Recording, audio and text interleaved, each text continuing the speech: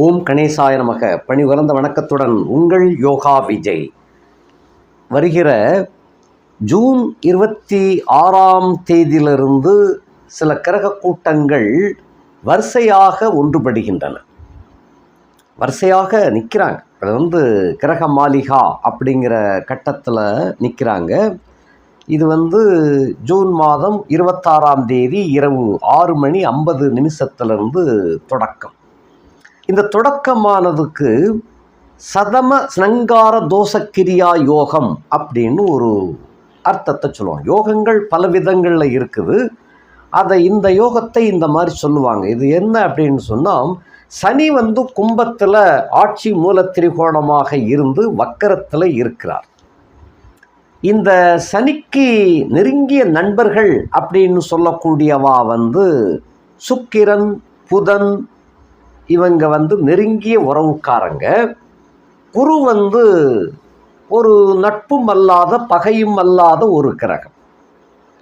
ஆக இப்படி இந்த பொசிஷனில் சனிக்கு 3ஆம் இடத்துல செவ்வாய் ஆட்சி மூல திரிகோணமாகவும், அவருக்கு 3ஆம் இடத்துல சூரியன் சுக்கிரனும், அவருடைய செவ்வாய் இருந்த வீட்டுக்கு 4ஆம் இடத்துல கேந்திரத்தில் புதனும், அது சரத்தில் இருக்கணும் அந்த புதன்.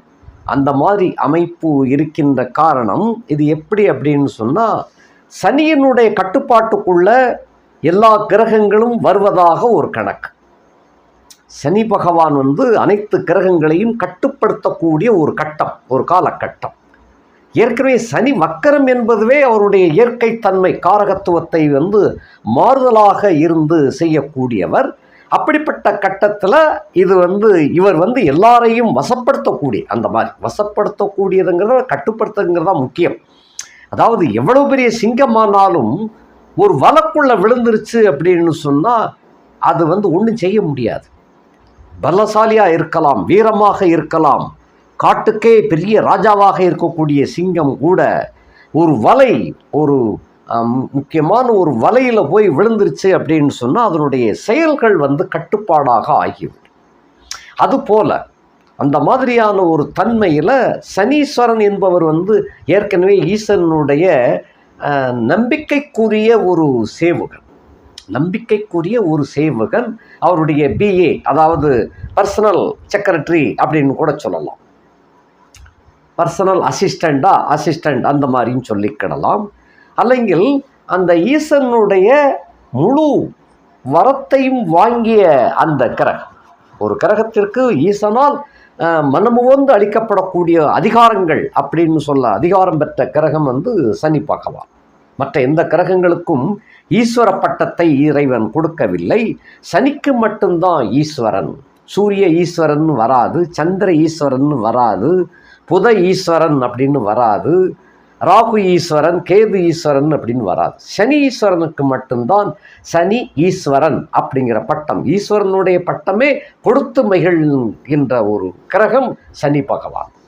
அப்படிப்பட்ட சனி பகவான் கும்பத்தில் ஆட்சியாக இருந்து அவர் மற்ற ஏனைய 8 கிரகங்களையும் தன்னுடைய கட்டுப்பாட்டுக்குள்ளே கொண்டு வந்துடுறார்.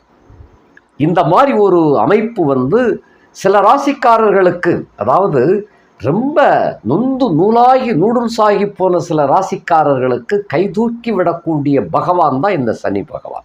எல்லாரும் சனி பகவான் அடித்து துவைச்சிருவார், புழிஞ்சு எடுத்துருவார், நொறுக்கிடுவார், கேவலப்படுத்திடுவார், அட்டகாசம் பண்ணிடுவார், நஷ்டத்தை கொடுத்துருவார், இப்படித்தான் நம்ம எல்லாம் கேள்விப்பட்டுக்கிட்டு இருக்கமே தவிர, சனியின் வல்லமை, சனி ஒரு ஏழைக்கு உதவி செஞ்சார்னா எப்படி உதவி செய்வார், அந்த எந்தெந்த ராசிகள்லாம் இதில் இப்போ அடங்குது அப்படிங்கிற ஒரு தன்மையை இப்போ நாம் பார்க்கணும்.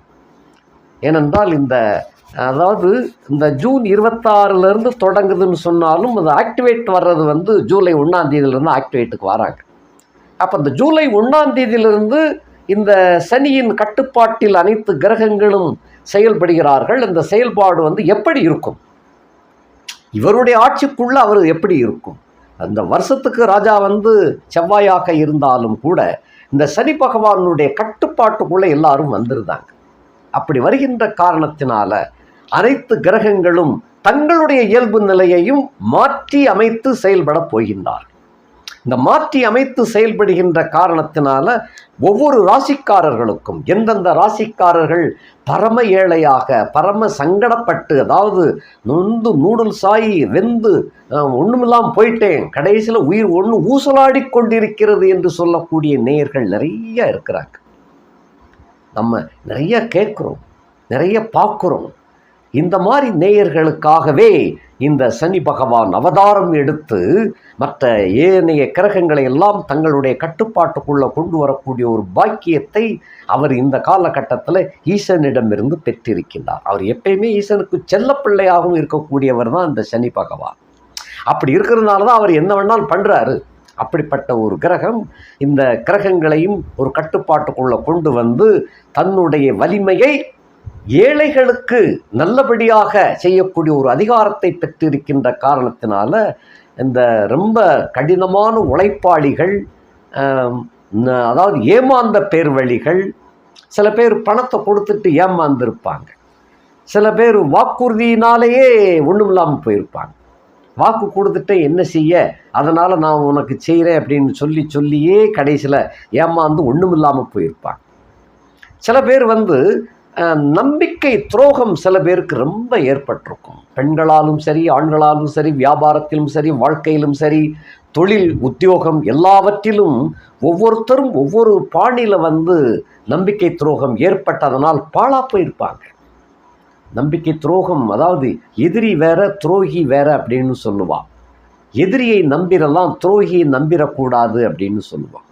இங்கே இருக்கிறது அங்கே கொண்டு போய் சொன்னவே அங்கே இருக்கிறது அங்கே கொண்டு வந்து சொல்லக்கூடியது, ஒருத்தருக்கு ஒருத்தர் சிண்டு முடிஞ்சு வேலை பார்க்கறது, இப்படியாக இது ஆண்களுக்குள்ள மட்டுமல்ல பெண்களுக்கும் இருக்கிறது.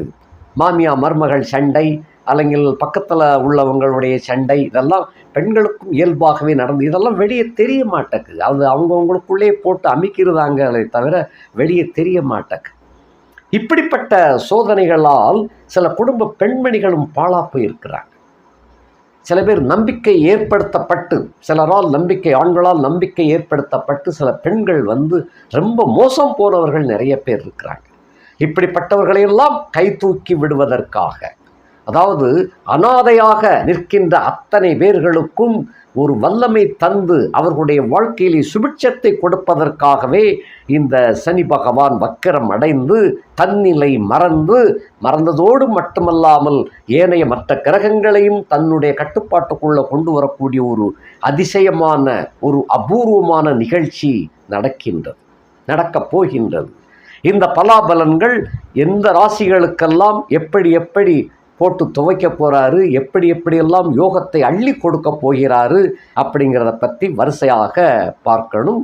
இனி ஒவ்வொரு ராசியாக நாளைக்கிலிருந்து பார்க்கலாம். நன்றி, வணக்கம்.